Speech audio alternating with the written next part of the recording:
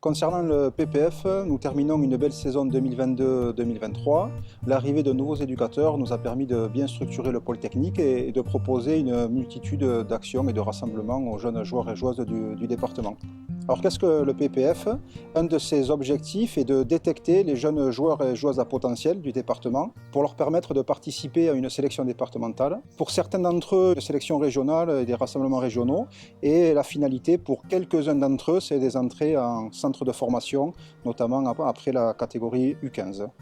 Le deuxième objectif du PPF est de rassembler les joueurs et joueuses à potentiel et de leur faire vivre une expérience un peu différente et complémentaire du club. Et nous sommes convaincus au pôle technique que la diversité des expériences va permettre à ces jeunes joueurs et joueuses de progresser et de s'épanouir. Nous venons donc en complément du travail qui est réalisé par les clubs. Concernant le parcours de détection, par rapport aux féminines, nous suivons et accompagnons les joueuses U12 à U15 et pour les garçons des U13 au U16. Donc sur chaque catégorie, en début de saison, on repart de zéro, c'est-à-dire que les clubs nous envoient leurs joueurs et joueuses à potentiel. Ça permet de donner la chance à tous les joueurs, à toutes les joueuses du département.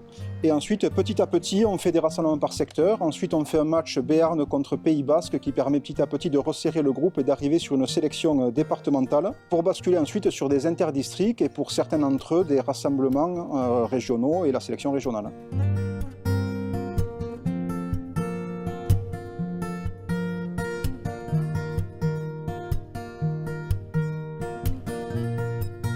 Tout ce parcours représente plus de 80 rassemblements dans la saison qui est coordonné par Jean-Noël Latour et moi-même en tant que salarié et Robert Perescamp, président du pôle technique. Vous comprenez bien qu'à trois, on ne peut pas gérer tous ces rassemblements. Donc on a la chance d'avoir 35 éducateurs bénévoles qui constituent le pôle technique, voilà, qui amènent de la compétence pour assurer tous ces rassemblements. Je tiens au travers de cette vidéo à remercier chaleureusement tous ces éducateurs qui nous aident à assurer les rassemblements.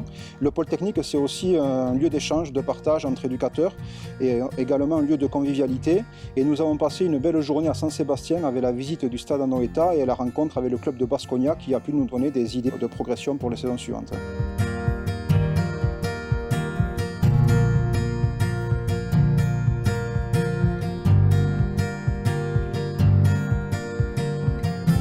Pour expliquer maintenant le contenu de nos différentes actions, il faut savoir que sur chaque rassemblement, nous travaillons sur des orientations de jeu spécifiques au district des Pyrénées-Atlantiques.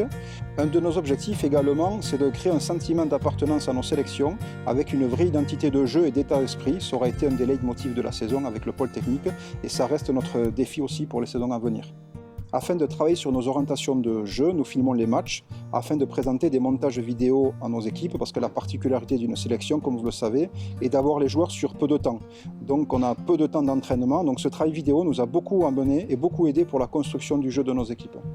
Nous observons également les joueurs et joueuses de nos sélections le samedi avec leur club afin de les voir en situation de compétition, ça nous permet de mieux les connaître. Nous avons débuté cette saison et allons le multiplier dans les saisons à venir, le fait de jouer contre des équipes basques espagnoles. Nous avons été à Baskonia cette année. L'objectif est d'être confronté à un football différent et c'est très enrichissant pour leur progression. Lors de chaque journée de stage, nous intégrons également des actions de sensibilisation, des actions éducatives, notamment par rapport à la sensibilisation aux réseaux sociaux, la prévention des blessures. On a fait la nutrition du sportif. Et nous faisons également intervenir des jeunes joueurs et joueuses qui sont dans des structures de haut niveau et qui ont réalisé le même parcours de détection afin qu'ils puissent partager leur expérience avec nos jeunes joueurs qui sont en sélection départementale. Grâce au partenariat entre le pôle technique et le pôle arbitrage, depuis cette saison, chaque rencontre est arbitrée par des jeunes arbitres. C'est un double objectif, ça permet de recréer un contexte de compétition pour nos joueurs, pour mieux les évaluer, et ça permet aux jeunes arbitres de continuer leur parcours de formation.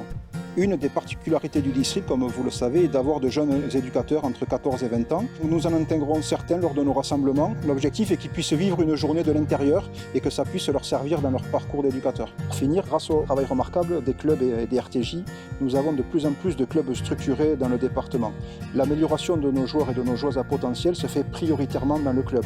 Le district vient en complément de ce travail. La bonne communication entre les conseillers techniques et les RTJ et éducateurs permet de créer une synergie qui doit permettre d'améliorer le niveau de nos jeunes à potentiel. Le football départemental doit être un football accessible au plus grand nombre et à tous les publics et il doit également permettre à nos jeunes à potentiel de pouvoir poursuivre leur progression pour jouer au meilleur niveau possible et pour certains d'entre eux, quelques élus, atteindre le haut niveau.